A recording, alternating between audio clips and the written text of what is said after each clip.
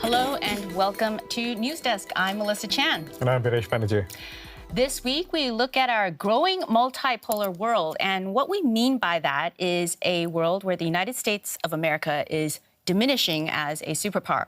Part of it by choice under President Donald Trump. His idea of America first has been to try to withdraw from international affairs. Here in Europe, we see it with how Trump has made U.S. participation in NATO contingent on his personal satisfaction with the levels of European financial commitments to the military alliance. Or else he suggested Europe is on its own. Well, what happens when countries around the world do just that? Go off on their own and function in a world without the United States. And that's why the title of our program this week is The End of Superpower Hegemony, America's Second, How India and South Africa Are Shaping the New Global Order. And to be able to discuss this, we have two very special guests in the studio today for the first time, I believe, right? We have DW senior correspondent based in India, Shalu Yadav, Shalu in the red dress there, and Diane Hawker, DW Southern Africa correspondent. Welcome to both of you. Thanks for being in the studio. You're going to see Shalu and Diane through the discussion. One person you will not see is poor Pablo Foley-Elias, who is sitting in the control room. Hi, Pablo, in the control room. Looking at our chat that is taking place as we talk on YouTube. He'll be engaging with you guys, trying to respond to you all individually and also bringing in some of these questions and comments that you guys will be posting in the chat into this discussion. And we've already received some comments on our community post, and I can sort of bring some of those into the discussion here. And this is just a small selection of the kind of comments that we've had. And let's begin with this comment from Bisma Devanga, who says, I would prefer to see the US as a partner, regardless of how it is at the moment. A strong vote there for the United States. You have another comment from @Dorada Bambina, who says very simply, Viva BRICS. That does not involve the United States. Then you also have a comment from a regular user @Nilay Chaturvedi, hi Nilay, who says, the days of unipolarity are over. Even American hawks recognize this. It's a world increasingly divided and confrontational, which means everyone needs more allies. Everyone wants the world's largest democracy and the fourth largest economy on their side. It's an interesting use of the word allies. I know that Indian foreign policy doesn't like the use of the word allies, but we can discuss that with Shalu moving on. And we also have this comment from @Robert Talker652, who says, a multipolar world may just well bring everything back into kilter. You have the EU, BRICS, ASEAN, and other small conglomerates that can temporarily coalesce to meet threats by larger, more powerful conglomerates. No single country wants to get walked over by another. So just the wide variety of views that we have when it comes to the subject of multipolarity and how it plays out in the world that we live in. It's a very smart group of people today. It is a very smart group, and it's it's different kind of comments. It's going to be an interesting discussion. Looking forward to talking to Diane and Shalu about this. So anyhow, if you all have more comments, please put them in the chat.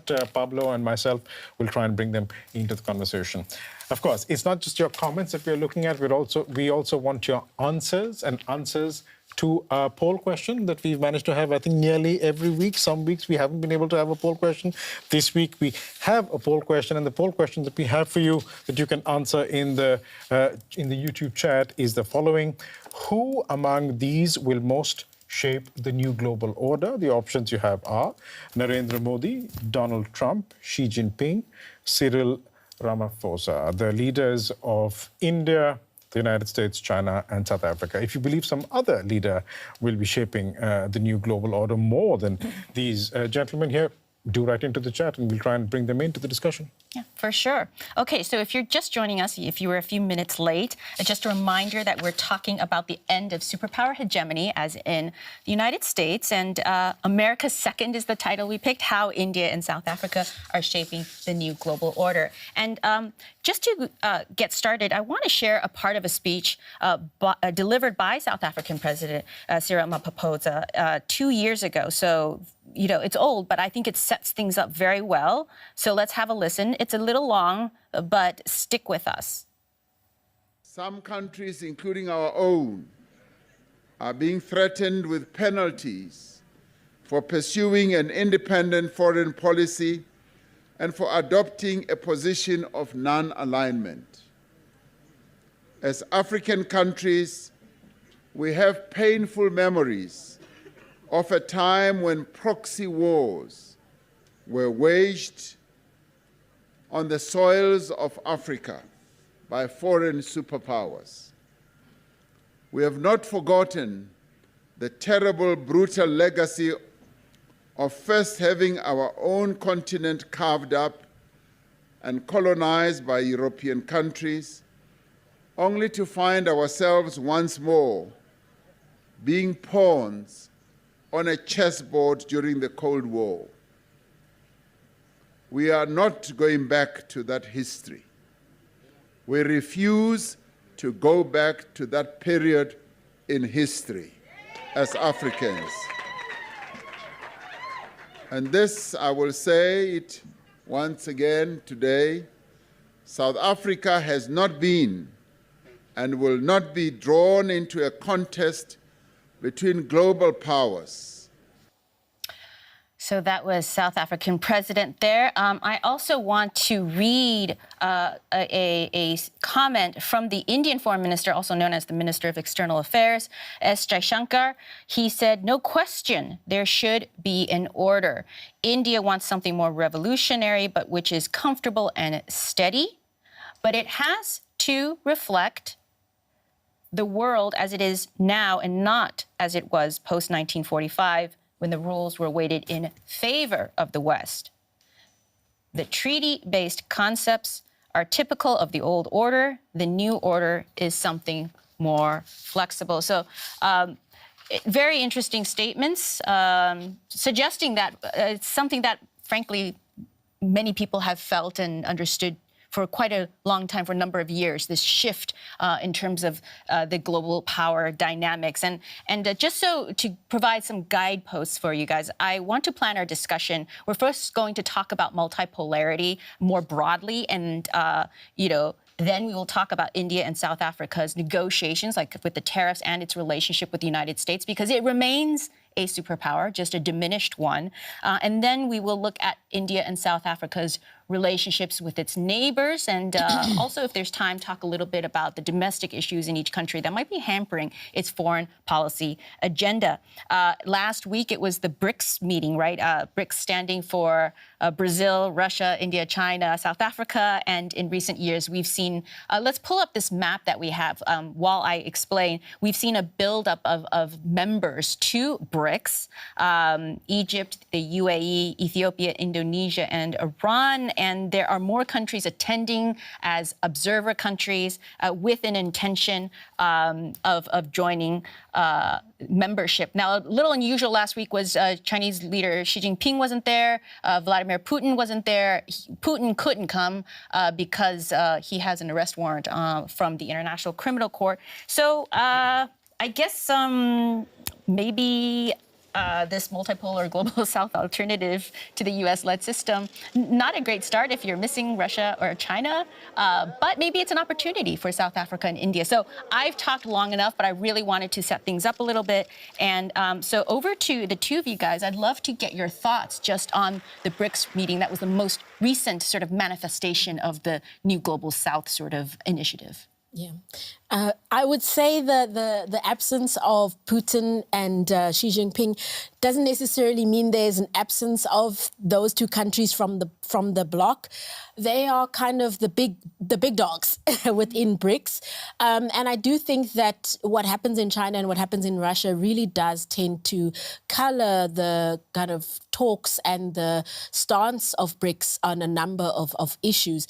If we look at like the most recent meeting, there was talking about strengthening global South cooperation for more inclusive and sustainable governance, a long name, complicated.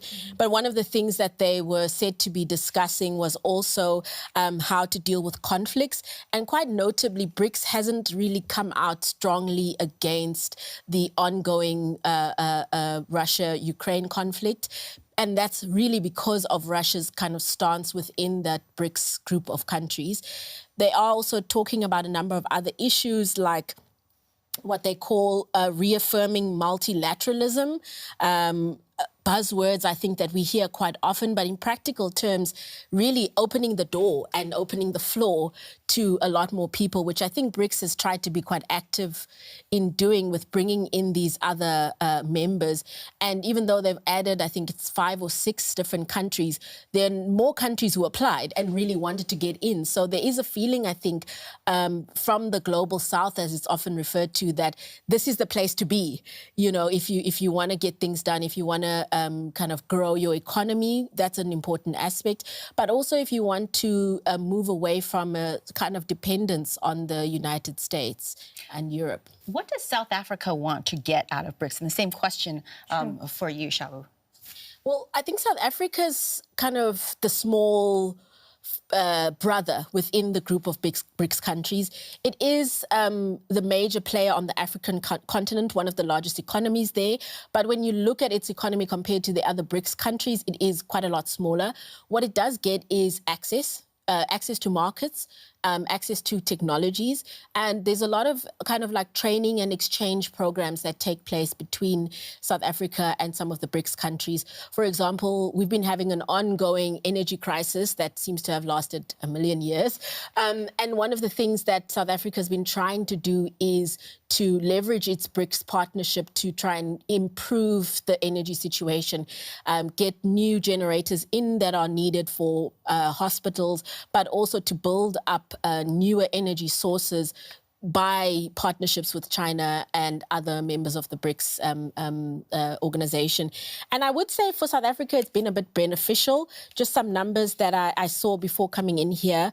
In 2017, South Africa did about 23 million euros worth of trade with BRICS. But by 2022, it almost doubled that to 39 million. So for our economy, it's definitely working out as a good partnership. It's also a bit of a difficult balancing act, I would say, considering the people and the countries that are within BRICS. Shalu, Yeah, what was I'll just India? take on from what Diane said, you know, the younger brother reference that you made. I think as far as India is concerned, we very much want to be the big brother of BRICS, and not just of BRICS, actually, you know, the leader of global south, if you like, because, you know, India doesn't just want to use this platform to say that, oh, we're going to offer you a sort of alternate worldview of how the world should be, given the multipolarity that exists now, but also to be able to assert itself as the leader of the global south. I mean, you might have noticed that Prime Minister Modi, when he went to BRICS this time, he not only went there, but he made this long tour where he went to Ghana on the same leg, Namibia, Trinidad, Tobago, and Argentina. And I'll take you back to 2023 when India hosted G20 and it proposed for African Union to be a part of the big G20 group. That was huge. So I think that it's in the continuation of the same spirit that India wants to assert itself as this sort of the leader of the global south, but also to be able to keep China in check, because it's the, you know, it's the most powerful, you know, country in this bloc. And China is very explicit that it wants to be leader of the global south. It keeps saying that in its state media. Yeah, but India is not stepping back, I would say. I think in what you see in Prime Minister Modi's efforts in the last few years of engaging other global south countries, it's pretty much clear that there's a lot of posturing there with these small steps. And I'm not sure if China is doing, at least if not, it's not doing it explicitly. We do know China as a country that does a lot of, you know, like it does a lot of work with other countries, but it'll do it silently. And, you know, it doesn't want to be all sort of PR about it. You know, they don't make a big deal about it. But yeah, I think coming back to India's, you know, ambitions, I think it wants to be able to keep China in check through these platforms. Yeah, but then isn't it also a fact that BRICS wouldn't be BRICS if China weren't a part of BRICS? The relevance that BRICS has on the global stage and the ire that it draws from Donald Trump, who has, I think, recently threatened every BRICS member with a 10% random tariff. I don't know if that's actually going to happen or not, but then the ire that it invites from Donald Trump is primarily because you have a heavy hitter like China there, right? Yeah. I mean, No, I think China's role within BRICS definitely can't be understated at all. And I think the different BRICS members also deal with each other in different ways. So it's, even though they are part of the same club, I would say the interactions with each other also do, differ. As Shalu's mentioning, from India's perspective, I think it's kind of like we want to keep them close so we can know what's going on, but we're not really friends. I mean, the goals are divergent sometimes. Absolutely. And so, Brish, I just want to check in with you because I want to encourage everyone to ask questions. We have the DW correspondents in the studio. It's so rare, and to have someone based in South Africa and also based in India is a rare treat. So please shoot us your questions. Are you seeing any comments? And I can see lots of comments, but they're not specific to BRICS. But I'll just bring them in just for consideration. Yeah, so just people on multipolarity. know that it is there.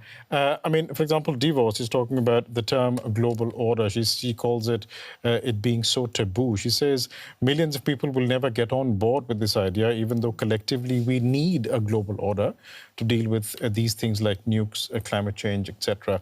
Then you also have somebody else who's asking us, this is at Right Mo Equations, who's asking, how can DW mention superpowers without mentioning the European Union? Maybe it's something that comes up in our conversation at the moment. We just on the BRICS part of it, just early days in the discussion. And another point of view here. This is from a user at PD55, who is again talking about this global order. Who's saying, okay, but decentralized global chaos could be worse. In an era of universal connectivity, global cooperation should be the goal. That actually leads perfectly into the next question I wanted to ask you, is that is there a prevailing foreign policy view in either country where I think there's an assumption, even when we start discussing the decline of a superpower and the rise of multipolar, multipolar world, that is inevitably going to be better. And I'm curious about what the foreign policy community say about this. Are there defenders in your countries of a U.S.-led system? Are there discussions about the pros and cons of the sort of post-World War II system as opposed to the new world we're entering now? Yeah. I think from the South African perspective, there is a view that we should really be associating, trading and dealing with as many different countries and trading blocks as possible. One thing we hear from the South African government often is that they want to have a non-alignment stance, as mentioned in that clip. And in their practical application of that is that they will still continue conversations with China and Russia while at the same time trying to maintain relations with the United States, which in recent weeks and months has become much more difficult, especially with the announcements of the tariffs, that kind of embarrassing meeting in the White House. It's become much more difficult, but I think that's why multipolarity and multilateralism actually has become more important. I mean, South Africa trades a lot with the European Union and with the United States. It's different products going to each side. We're also receiving goods from countries like China. And if any one of those kind of trading blocks were to suddenly cut ties, as a country that is still a relatively developing economy, you'd have to scramble to try and find new avenues. But if you have some sort of existing relations with other players, you can start thinking about where else to send your goods. For example, I recently did a story about citrus producers who were very worried about the tariffs in the US, saying that if they get cut off, they would have about a 10% gap in their market.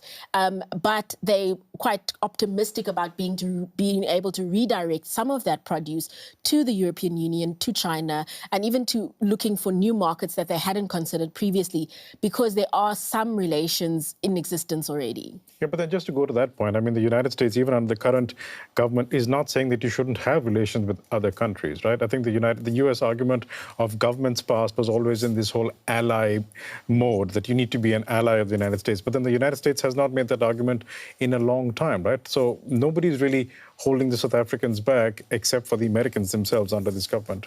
No, certainly nobody's holding the South Africans back or any of the other countries. But I think that when you have a country that is very dominant, like the US is, when, what's the saying, if the US catches a cold, or sneezes, the rest of the world catches a cold or something like that. We've started seeing that impact, a country like Lesotho, much smaller than South Africa, but still in our region, has now gone to the extent of declaring a state of emergency over unemployment because of its dependence on the US. And so you see that if there is a dependence on a particular market, it can have a negative impact. And I think that's why this idea of multipolarity is definitely coming to the fore much more. And also, I think there is a feeling from particularly African countries that we need to set the agenda and not just follow. Absolutely. Shallow. True, actually, it's the same in India. I mean, there are more and more voices for multipolarity and keeping India's interest at heart when you speak about foreign policy. The West may be trying all it can to have India take a position on Russia, similar to theirs. But India refused to do that. In fact, it happens to be, they have a very thriving relationship. We buy oil from Russia despite, Western sort of annoyance at it. And I would like to read a quote from India's External Affairs Minister, who I think is the biggest campaigner for multipolarity and India's non-aligned sort of stance. He made this really interesting comment last year at the Munich Security Conference, and he was in conversation with former US Secretary of State Antony Blinken and Foreign Minister of Germany Baerbock. And this was in the context of the whole brouhaha over India not taking a position on Russia for its aggression in Ukraine. And he said, why should it be a problem if I'm smart enough to have multiple options? You should be admiring me. You shouldn't be criticizing me. I think it's very important today not to reduce the entire complexity of our world into a very sweeping proposition. I think that era is behind us. And he looks at Antony Blinken and says, good partner provide choices, but smart partners make choices. And I think that says everything about India's position. Yeah, but just to, it was a very glib. I saw that exchange, and S. Jaishankar is a master with words, and he comes up with things such as, Europe needs to get away from the mindset that Europe's problems are the world problems, but the world's problems are not Europe's problems. So there have been lots of glib talk over there. But then herein lies a bit of a contradiction, right? If the world truly wasn't multipolar, India's opinion would not matter. And it is, I don't remember a time, I don't know if you do, Shalu, but I don't remember a time in Indian foreign policy that after the outbreak of the Russia-Ukraine war, you had streams of diplomats from the West heading down to Delhi in the immediate aftermath of that to try and talk to Delhi about it. So they do definitely see that Delhi has an important role to play. And during times of the Cold War, that never used to happen. Remember, India was stuck with holding non-aligned movement meetings, with the first one being in Bandung, for example. So it already is a different time. And just it's interesting that he was talking about the previous government, the Biden government, because I suspect that with the current Trump administration, things are not so smooth, because on the one hand, there is this threat of 10% tariffs from the BRICS nations, and now this new threat of secondary tariffs, 100% tariffs on Russia for any nation that trades with Russia, something that would affect India and China directly, something that Mark Rutte, the NATO chief, was talking about. So I think it's not as secure a footing with the current administration for India as it was with the previous one. And I think, therefore, the liberties that India could take and the amount of walking the fine line that they could do earlier is slightly going to be harder now.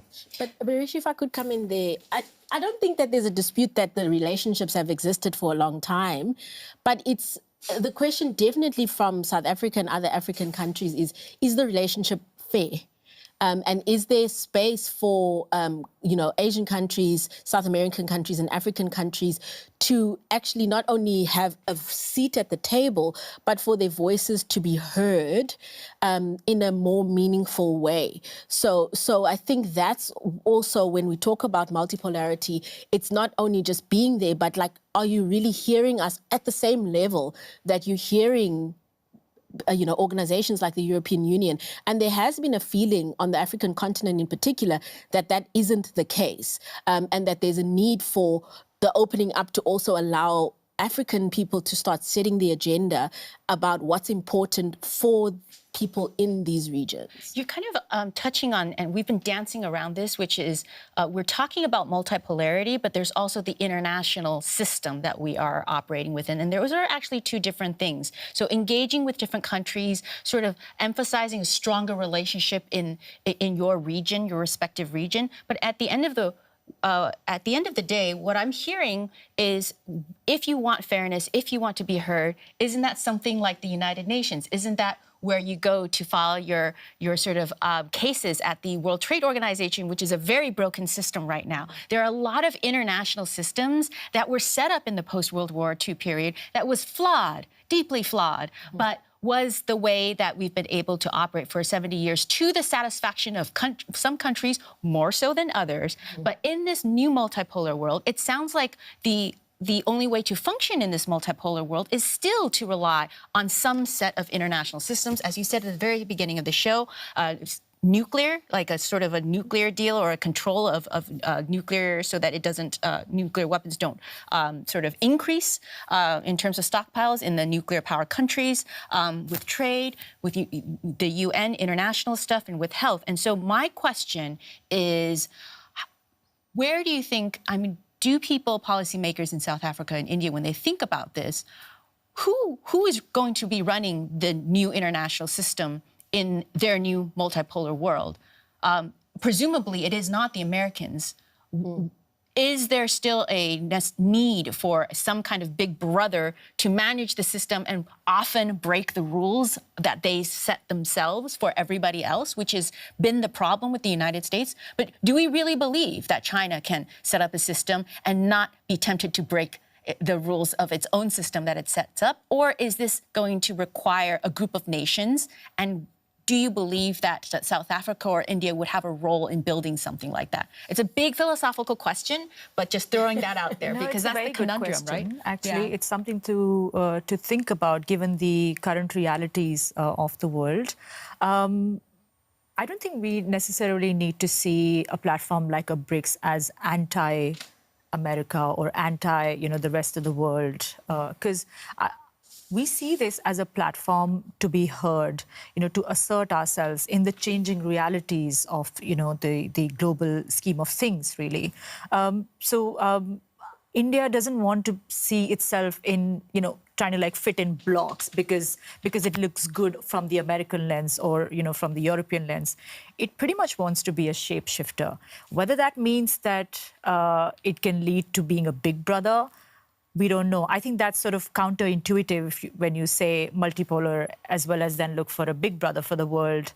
But to be able to find your own place in the, the messed up world that we see out there with so many, conflicts and differences over things, it's a big deal to be able to find a stage where you can be heard. And I think they are making themselves heard. Yeah. I think from South Africa's perspective, I also don't think they're trying to say, let's replace one superpower with another superpower. And to a certain extent, South Africa has been quite supportive of the international institutions. It's active at the UN. It's got the case that is taken to the ICJ. So it's using the institutions. But at the same time, it is saying that the institutions are, in some instances, problematic and in some instances broken. So, what we've seen, for example, now with South Africa leading the G20, one of the things that it's put on the agenda is to say that part of the conversation also needs to do away or find a better way to deal with the very large debt burden that many developing countries have. So it's not to say get rid of the IMF or get rid of the World Bank, but let's make it fairer, because how do you expect these countries to develop if they are sitting with massive, massive debt burdens, often negotiated decades ago, but that still haven't been able to be cleared? And I think that they really are trying to get additional support for that. I remember earlier with one of the G20 meetings, one of the representatives from France was also speaking about this debt issue. And recently there was a conference in Spain where this issue of debt was being discussed. And it is a hope, I know, from South Africa that by the end of its G20 presidency, there's something more concrete on the table that kind of more services, those on the African continent, Asia and South America. Let me just bring in a few things. I mean, you were talking about sharing the debt burden or easing it. There is another issue that somebody else brings up, and this is about tackling climate change, for example. This is from user Deodatta Deshmukh, who talks about Mr. Modi emphasizing Vasudhaiva Kutumbakam, that is Sanskrit for the world is one family. How can this inclusive vision help collaborate globally to tackle climate change effectively? If you'd like to take that, but that not immediately, let me bring something else as well. There is also a comment here from Thomas Vodka, that's a unique username, saying India is already a superpower, they have nukes, mate. So there you go, argument over. Because you have nuclear weapons, you are a superpower. Divorce mentioning that a flexible world order, I think this is a starting point. And there is one last comment that I wanted to bring in. This is from user Let's Be Real, saying, yes, we need international systems, but without masters, we need them to be democratic. No one should be running the system. And it's a point that I think you brought up a little while back. Just a few comments I wanted to sort of throw in there, but maybe you want to look at the climate change issue. Yeah, and just really quickly, I mean, the international system, the United Nations, so much of it is actually funded by the United States. With the withdrawal of U.S. foreign assistance, especially to the WHO, that organization, I mean, when you talk to people there, they have been gutted. And so it's not just we don't want the, Big Brother, but Big Brother is financing the international system to a large extent. And there's been some news that the Chinese tried to move in to provide some money to the World Health Organization. But frankly, when you talk to people in Geneva, they're just saying it's simply not enough to plug the hole that the Americans have left. Sorry. Over to climate change. And it's the same sentiment, actually, when it comes to climate change. At the last COP summit, India made a point that, look, there need to be climate reparations. We're essentially paying for the sin of the West, for this mass sort of industrialization. And look at what's happening in India. There's, there are floods, there are, natural disasters, all linked to climate change, and they're happening at a pace that we cannot handle. So that's also one way that India has asserted itself on a global stage to say that this is not entirely our problem, and the West, the European nations and America should take part of the burden, even though they have their own set of challenges to deal with climate change. But they should start by being apologetic about it, and then also, offering some sort of reparation. And you mentioned an expression there from one of the comments. There shouldn't be just a few countries running the system. There should be no one running the system. No one running the system. I think what the other nations, the other emerging economies are doing now, they're hacking the system, as it were. And some would say about time. I mean, just on that point, so I want to take a step back. But before doing that, it's interesting that from the Indian point of view, for example, the point is made over and over again that the United Nations, for example, currently is not representative. Back to the point that you were reading about S. Jaishankar from the text, it needs to represent not the post-1945 reality, but the current reality of the world. Security Council. And the Permanent Security Council. It's a point that India keeps making. It needs to be reformed. It almost sounds like, okay, if India is a part of that, then everything is hunky-dory. But the way it is now, it is not. But maybe that's a false interpretation. I just want to take a step back and maybe come to you, Diane. I mean, we're talking about, it's quite apparent, and there's enough articles and analysis on this about China and India competing to represent the voice of the global South. I personally hate the word global, the term global South, but middle powers, let's just stick with it. Let's just stick with global South for the moment. I mean, middle powers is also another thing. People say it's politically incorrect, and I get that. And I mean, it's better than the third world that we grew up with. Yeah. But anyhow, much more progressive. So we're talking about leadership of the global South. If one assumes that leadership is at all required, what does Southern Africa, or for that matter, the African continent, believe? Who does it believe represents their voice more with greater heft, China or India? No, that's a tough. You That's a need to tough make a one. choice, and I'm going to write this down, and we're going to stick this with your Twitter profile. There is only one correct answer. I'm expecting that clock to pop up, that it's like, who wants to be a millionaire? You want to say India, I think it's difficult to say, because I don't think that African countries get the same thing from each of them. So China has historically been very active on the African continent in the mining sector, as well as kind of helping with development projects in different countries. Whereas India, I think, has started coming in more on the kind of ICT perspective and offering tech relations. To be honest, I think Africans want to play the field and see what they how they can benefit from all the BRICS partners and externally, and I think that's the whole point about this multilateralism, is that why should we choose one over the other if there are benefits in a relationship with more than one, even within the BRICS countries. And I think that is also why there was this almost clamoring when BRICS opened up for other countries to join BRICS. BRICS has been having this meeting towards the end of each session where it has the friends of BRICS almost who join and have these discussions about what they need, because I think there is an acknowledgement that within the group and outside of the group, there certainly are benefits to be had, and there isn't a need to choose one. Well, this actually segues very well into the relations both countries have with the United States, because Donald Trump wants you to choose. I want to play this soundbite where he was talking about penalizing the members of BRICS. Let's just have a listen and respond to this. Well, if they're a member of BRICS, they're going to have to pay 10% tariff, just for that one thing, and they won't be a member long. I thought BRICS was, I said this about a year ago, and it largely broke up. But, there are a couple that hang around, but I thought it largely broke up. BRICS is not, in my opinion, not a serious threat. But what they're trying to do is destroy the dollar so that another country can take over and be the standard. And we're not going to lose the standard. All right. So how is that going down in both countries? Well, in India, we're kind of walking a tightrope with US because lots has happened in the last few months, not just related to tariffs. Of course, US is angry about, BRICS grouping up, and then there's tariff, as you heard, related to that. And then he's threatening tariffs on countries that deal with Russia. India happens to do that a lot. I mean, Russia is our biggest weapons supplier. We are buying lots of oil from Russia.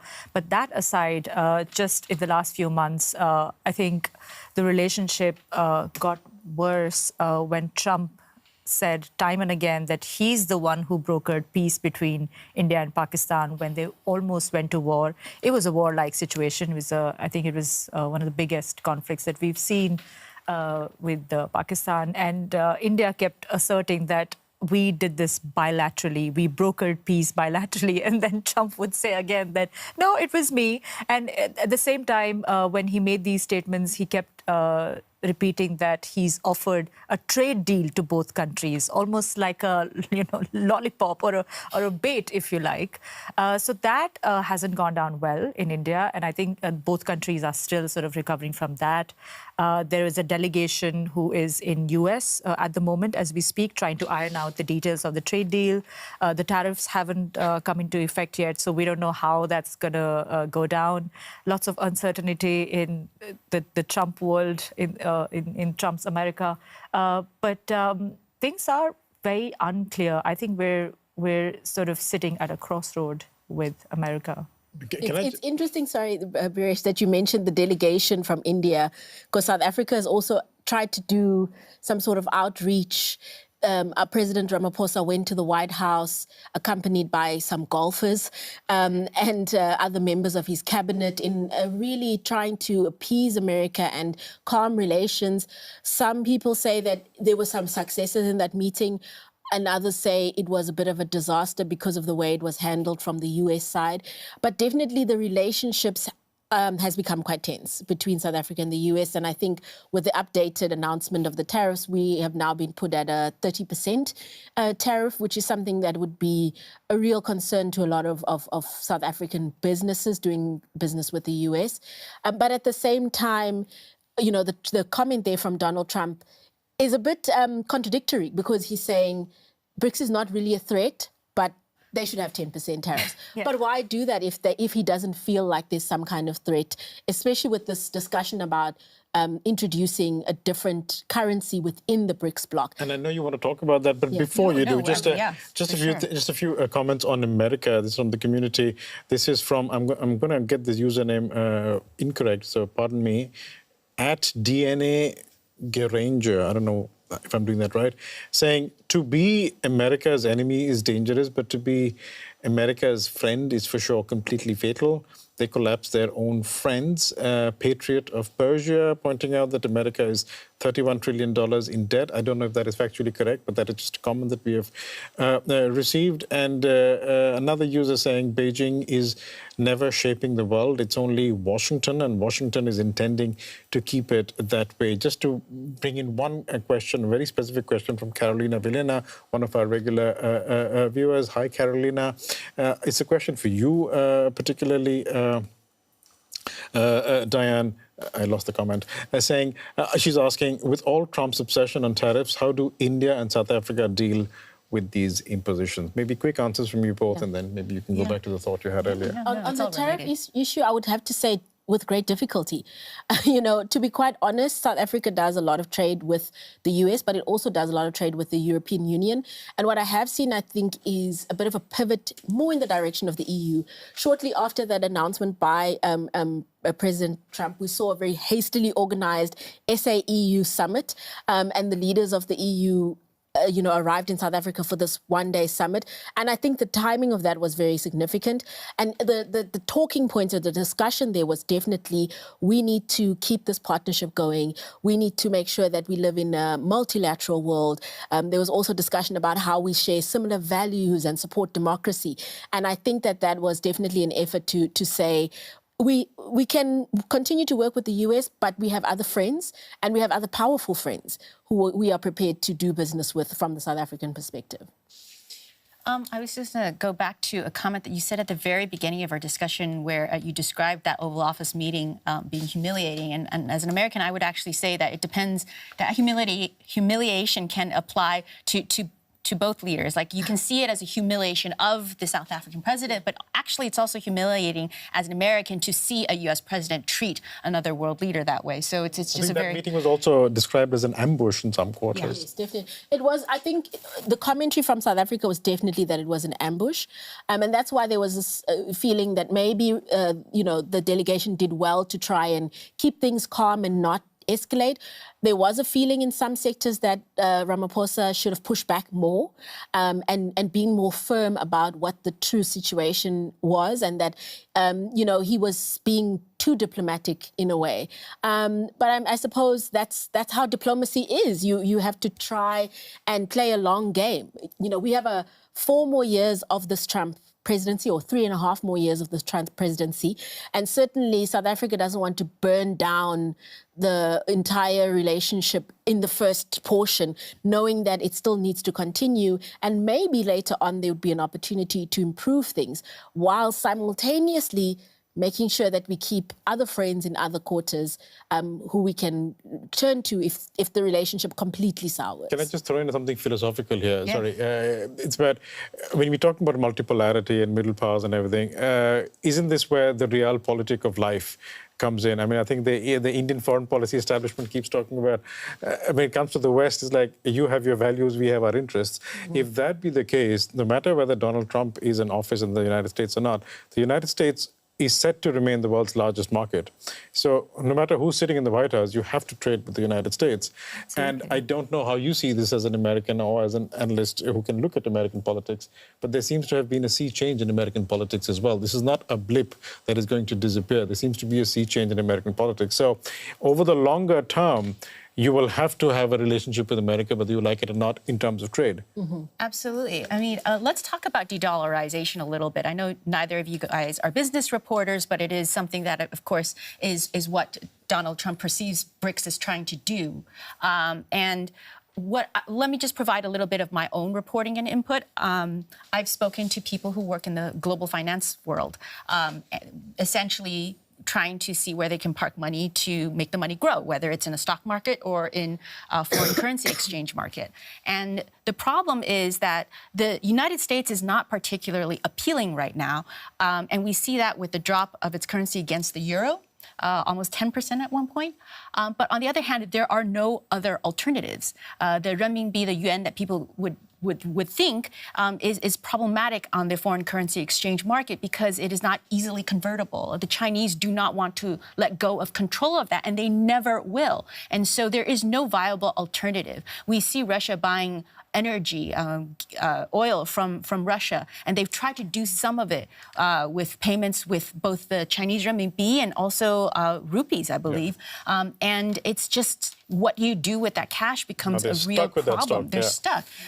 So de-dollarization, a lot of like the economists, the wonks will say, oh, that's a nice fantasy. It's not really happening. So my question to both of you guys is, first of all, what you think about that, but also what is the conversation in your countries? Do people really believe this could happen? And more importantly, do the policymakers, the economists in your country think this is something to seriously pursue? You wanna take it? Sure. Well, it doesn't look like, from an Indian point of view, that India is seriously looking at ditching the dollar, because it's easier said than done. As far as India is concerned, it's more concerned about China's so-called attempts to propagate its own currency around the world. So India has sort of said it said it indirectly that we are not for de-dollarizing in that sense. So, I think they are more concerned about what China does with its currency. I think from South Africa, there's also like a similar apprehension about it. It's kind of spoken about at BRICS meetings, but what's notable, I think, is that between the BRICS meetings, you don't see any movement on getting there. I mean, I attended last year's BRICS meeting. It was mentioned, I think, 2 years back. They've got a finance committee that's set up, but it's not happening. So I don't think that within BRICS there's clarity on, for example, which currency to use.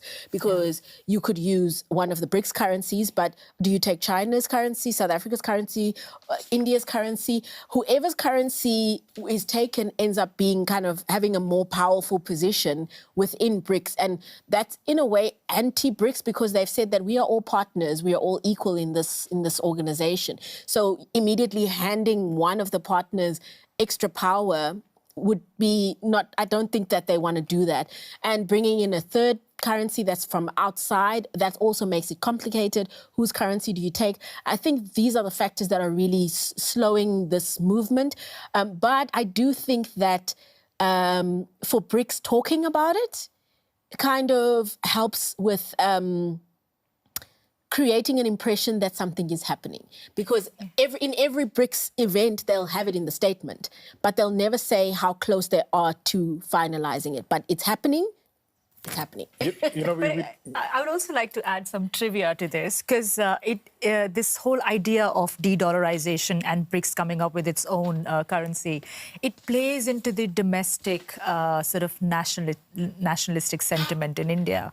I mean, you see on social media some of these videos doing the rounds where, I don't know how to say this in a very politically correct way, but there are these videos where the foreigners are queuing up to get Indian currency at, like, how we go and get visas for India. There's those videos as well. And they're queuing up for to get visas for India. That's another story, that the place of Indian passport has fallen in the indexes. So I think on a global stage, yes, it's not India's official position that it's going to ditch the dollar. But domestically, when you throw these kind of things up in the air, it helps the political parties. And locally, I imagine, I mean, not the monetary policy wonk at the top of the government, but like for everyone else, I imagine stuff like crypto is also partly fueled by a desire to just not depend on the U.S. dollar. That's a thought of mine I've had over the years, and it's a little bit tangential to what we're talking about, but I think we see a lot of that. We've been talking about BRICS for some time. I wanted to bring in another multilateral organization, the SCO. And the reason I wanted to bring in the SCO, the Shanghai Cooperation Organization, is basically to ask this question. What is the thinking in India? Is it to be a part of as many multilateral organizations as possible, because India believes in multilateralism because it ties in directly with multipolarity and hence moves away from the alliance-based system, the Western-oriented system? Is that the idea? And if that's the case, does India think that it's being successful in organizations such as that, such as BRICS and the SCO, which have both Russia and China heavy hitters again? So there are two parts to this question. I'll address the first part, which is India trying to be a part of as many? But there's another way of looking at it. So I'll give you a bit of historical context. There's something called the non-alignment movement that started in India during the Cold War, which allowed us to, have good relationships with both the blocs, the Russians and the Americans. And India is very much sort of carrying on in the same spirit. Now, whether it means that we are becoming a part of, many blocs, so to say, that's one way of looking at it. But another way of looking at it is that India is now more assertive at putting its own interest at the center of its policies when it comes to that. And the second question was whether it's successful or not. That's something that has generated a bit of a debate in India, because some people would see this as a very good sign for future of India on a global platform, and they give Prime Minister Modi a lot of credit for that. But then the taste of the pudding is in the eating. And so I'll give you a recent example. When we had this big conflict with Pakistan, Indians were watching very keenly as to what the world leaders have to say about it. Are they batting for India as opposed to Pakistan? Are they really getting behind us, in support for our actions against terrorism?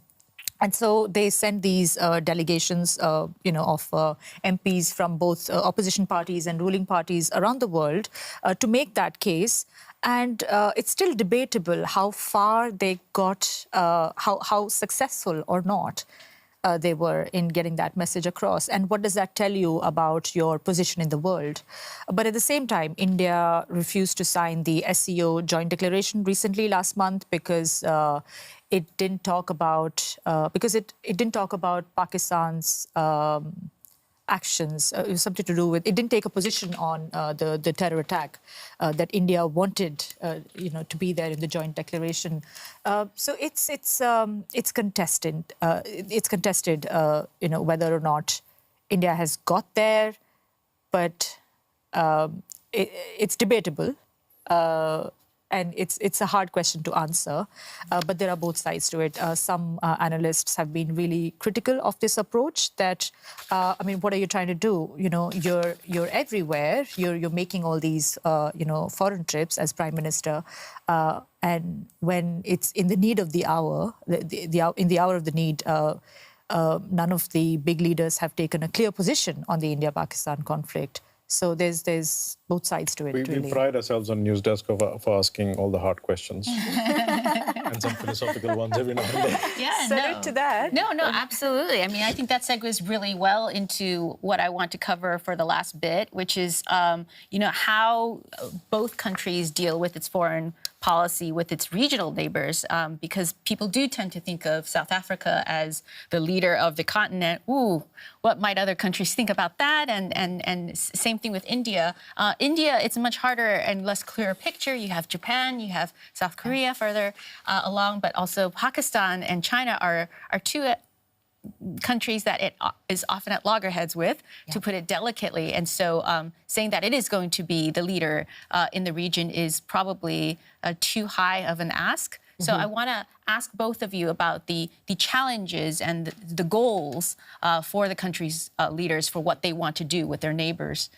I think being a leader on the continent comes with its challenges and advantages and disadvantages. Definitely South Africa is a leading economy on the continent.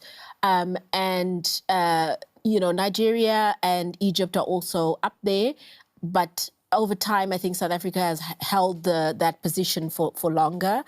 And it's allowed it a lot of opportunities to be in conversations at a global level and also in a way to put other issues on the table. For example, South Africa is the only African country in the G20 and has the G20 presidency now. And it was instrumental along with India in bringing the African Union in as a G20 member as well. So that's, been very positive because it's kind of trying to say we as South Africa are not only working for ourselves as a country, but we're working for the continent by bringing in other members and making sure that the AU is there and being able to bring continental issues to the table. But I think, there are always going to be some conflicts between what is best for the country and what's best for the continent and where you put more of your energy and effort and balancing that. That's definitely been one of the things we've seen with the G20. Like, do you just focus on what's really important to the South African public, or do you start looking at a bigger level at like the continental issues? But I think South Africa does try also to be quite involved in things like negotiations on the continent, and it's lent some credibility to its role as a continental leader. It was also lent some troops, a large number of troops, to assisting Mozambique, for example, in the conflict in the Cabo Delgado region, was also in the DRC as part of that joint force. So I think that is helpful in that it's not only speaking like a leader, but it's putting its resources in there.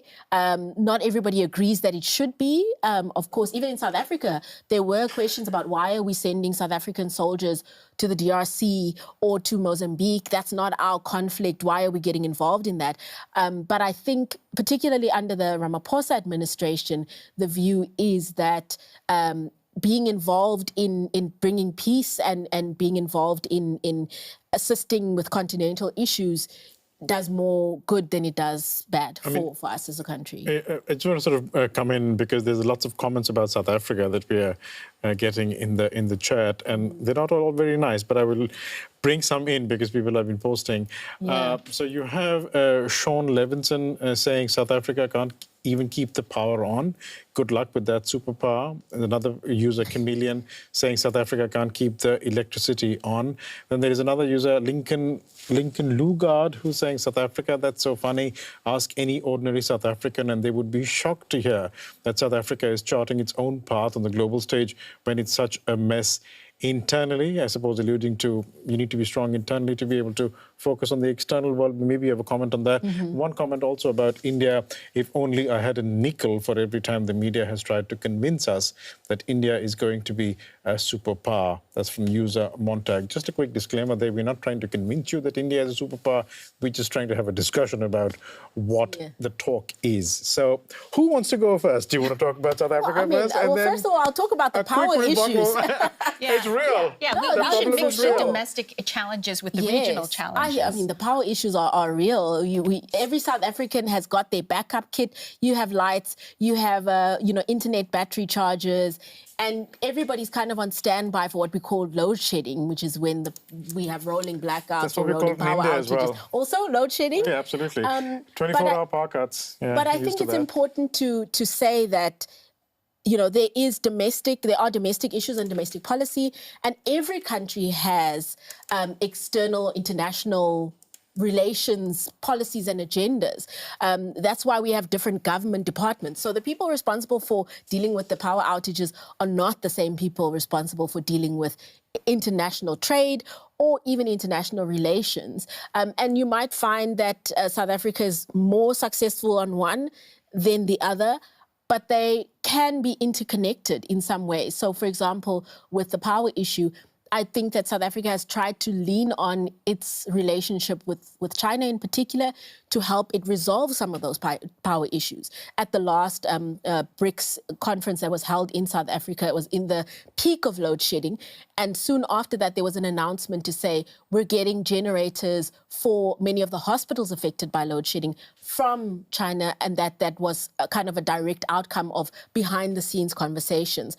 That's not to say that everything is working well. There are a lot of issues, but I think that in the bigger scheme of things, you can have your domestic issues while still trying to achieve certain international outcomes that may also benefit internally, and then they may not. Yes, I think it's important to have this conversation that we are having, but at the same time, I think it's important to have a reality check as well of what's happening internally. Now, as far as India is concerned, there are a huge amount of concerns about human rights, about minority rights, about whether the country is leaning towards an authoritarian regime, so to say. The press freedom index is not looking good. I mean, India's place on press freedom index has really sharply fallen in the last 10 years.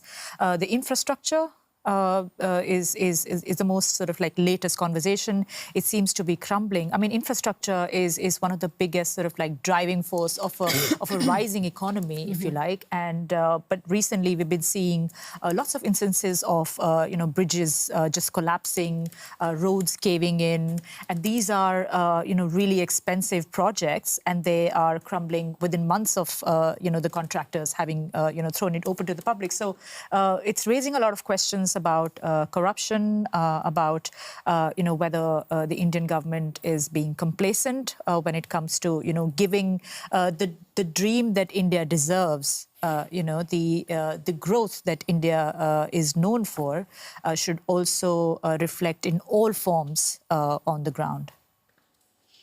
Any comments from the chat? I just wanted to come in on this, on the infrastructure issue. Okay. And I think that's also something where there's a big similarity between South Africa and India, is that there are a lot of infrastructure issues in South Africa as well. Unemployment is a major concern in the country. And I think with a lot of young South Africans, there is a lot of concern that the government isn't doing enough to deal with these domestic issues, to create a space where there are jobs. On the flip side of that, I do think that South Africa is hoping that it can kind of attract big foreign players to South Africa in a way to help with that. So what we do see a lot is this idea that South Africa is the gateway to the rest of the continent. But South Africa also sees itself as, if we can get enough big players into the country, we can begin to solve some of these issues. And I mean, I don't think they get it right all of the time, but we definitely do see large firms operating from South Africa. Companies like Ford, companies like BMW's got a massive plant in South Africa. Its tech, its IT department that services the rest of the world is based in South Africa. And so those are some positive outcomes, I think, of keeping these kind of relationships open. It needs to expand that, obviously, to make a real dent when it comes to the unemployment. And also make sure that the money that's coming in goes in the right direction, because we also have an issue of, we see foreign direct investment, we see taxes being paid, and the money never reaches communities and never reaches the place where it needs to. And that's really something that concerns every South African. The corruption is a major problem. I mean, infrastructure is such an interesting indicator of a country's ability to actually be the state of the country. And it's actually directly connected to the global economy and trade. You can have a factory with low labor costs, but if it's really hard to get the finished goods, the manufactured goods, onto a road, onto a train, onto a rig, out to a port, that is the problem. And that has been China's sort of superpower over the last 20 years, is that as an authoritarian system, they'll come in, they'll offer Ford and say, you build a factory here, it's very far away from Beijing, it's very far away from Shanghai, but we're going to build these new roads. I mean, it's incredible how cement is important in all of this, right? And we actually see it in the United States as well. The failure of infrastructure in the United States is also an indicator of its decline, right? The inability for a country like this to have any high-speed rail. I just find that really interesting, and it's certainly an opportunity for China to move in both on infrastructure in Africa, probably less so with India for security reasons. But I wonder about its dominance on solar panels and how that could help with the energy problem, which I'm absolutely sure that the Chinese are engaged with in not just South Africa but Southern Africa as well. Yeah. Any comments? And then I have some. I just have a quick comment on Beijing, because this is from Mohammed Jahangir, who's saying there is a misconception about Beijing that China wants to become a superpower. But in reality, China believes in mutual trust/respect, unlike America, who wants to destroy anything that does not obey their rules. So another point of view there in the chat. Just bring it into the discussion. Yeah. I don't know if anybody wants to take that up, but that's a thought there. Like I said, I think China is sort of perceived as this silent crusader. It's working quietly with a lot of countries to make its presence felt. And for instance, in South Asia, I mean, it's given a bit of a headache to India. It's working a lot. Working a lot. I mean, you go to Sri Lanka and you see, huge amount of roads built by Chinese, and so you see that presence there. Of course, Indian presence as well. But I was looking at some of these, trying to look at some figures, because we keep talking about the Belt and Road Initiative, and the figures that we could look at that I could find. This is basically looking at Chinese BRI investment between 2013 and 2023.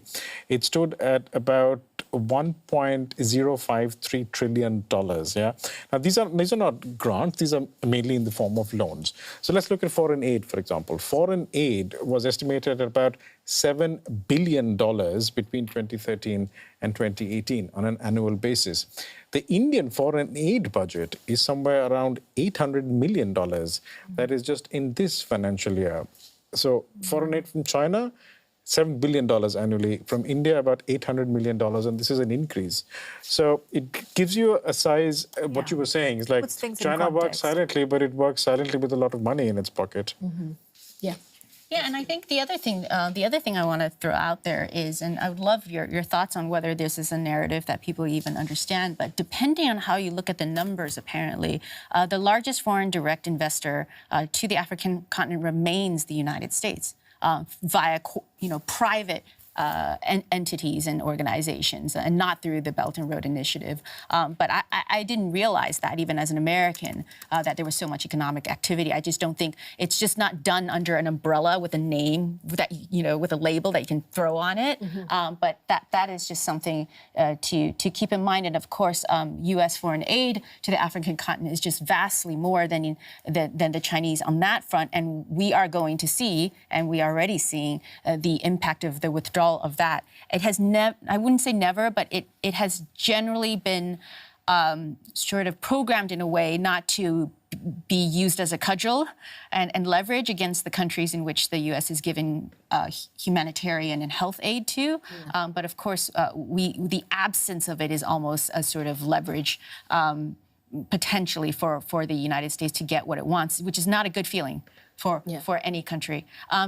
I think we're getting close to wrapping up the discussion, but any more comments? And then we might want to go to the polls and then have some final thoughts from everyone. Yeah, I mean, just one comment about India. This is something that somebody posted. This is at DCSP saying, well, Indians love India so much, that is why they're queuing up in front of U.S. embassies in India. And that hides a deeper story, right? There has been an outflux.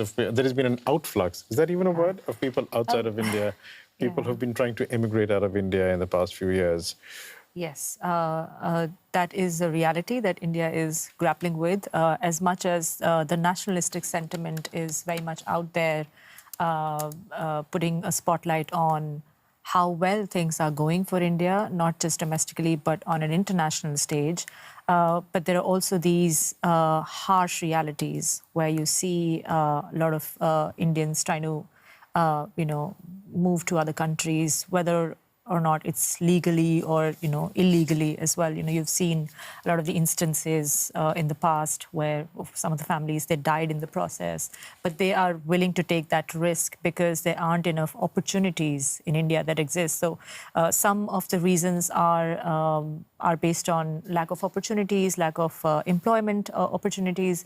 And the others, from my conversations on the ground with people, is by minorities. The Christians and Muslims in India, saying that they increasingly feel unsafe and uncertain about their future, and so they're looking outside.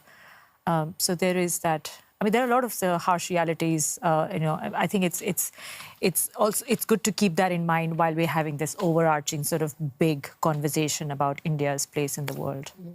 Yeah. I mean, doesn't foreign policy first begin at home and then sort of go outside? I mean, you can't be strong outside by being, well, not so strong inside. Just a philosophical thought out there, not a factual one. Well, philosophical thought that does not segue well into our poll, but we will go to the poll now and see what people are saying and have said about our question. Pablo Foley Elias, who's been monitoring the chat and talking to all of you guys, just in the nick of time, has been able to provide me with these poll results, and kudos to him for being able to do that. So we've closed the poll. We've received 413 votes. The question we asked at the start of this discussion was, who among these will most shape the new global order? We provided options with Xi Jinping, Narendra Modi, Donald Trump, Cyril Ramaphosa. And guess who came out on top? Does anybody want to guess? I would say maybe actually still Donald Trump. Okay. What's your answer? I would say it's not Donald Trump, So who? but one of the other three. Okay. Can I say why? Yeah. No. Yeah, go on. So even though things are changing, it seems, I still think that America has a very dominant role in the world, and the way that it's kind of interacting with countries right now will shape the way things go forward, and maybe something positive for the US or not. But can I also say why not? Why I don't think Trump will be on that list, on top of that list, is because there's a huge amount of trust deficit. Donald Trump is seen as a leader who cannot be trusted. Mm-hmm. So I don't know if the world trusts him to lead it. Well, yeah, I think that's a really great point. And he just announced this tariff deal with Indonesia at 19% tariff. And I had people I know who based in Asia asking me, is this true or not? Because we have grown up in a world where the US president will say something, and depending on the context and what we're actually talking about, but for something like trade and the economy, if he's saying something as definitive as 19% tariffs, you would say that is the truth, that is the fact, that is the decision. But I actually said, hold on, it's overnight in Asia right now. We need to actually wait to see what the Indonesian officials say to confirm whether they even agreed to this deal. We're in a world where we're so used to seeing the US president say something, it's a declaration, it's a fact. But no, not anymore. We need actually double confirmation. The irony is that we tend to think of, there's the bias of tending to think of these other countries as less reliable in terms of what their officials say. But actually now, this is a great manifestation of where things have turned completely 180 and very quickly, too. So back to the poll, your answer is it's not Donald Trump who's going to be the person. That's your answer, right? I mean, I'm just checking. Yeah. So, bringing us back, landing the plane, Brush. You are both right. Okay. You are wrong.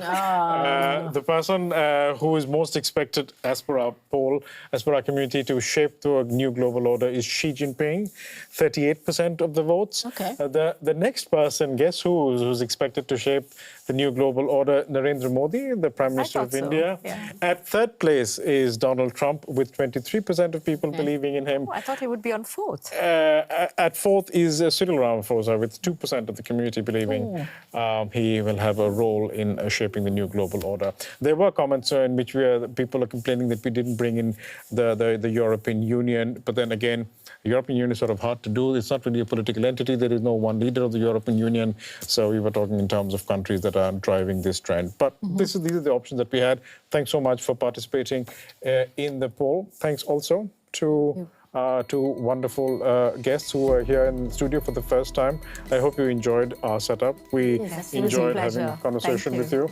And that's about it for this For discussion. this news desk. And of course, as usual, go to the community post on the DW News channel to see what we've decided to talk about, our topic next week.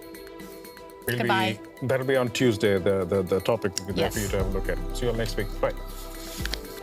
Thank you so much for